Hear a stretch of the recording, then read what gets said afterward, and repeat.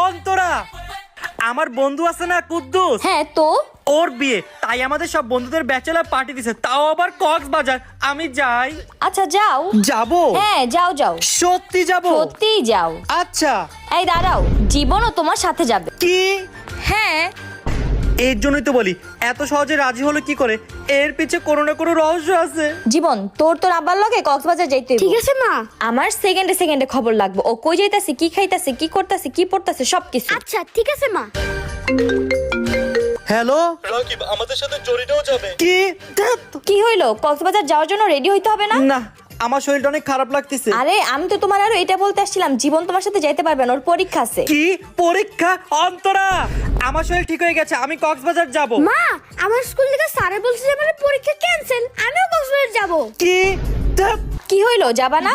না আমি যাব না, আমার পেটে অনেক ব্যথা।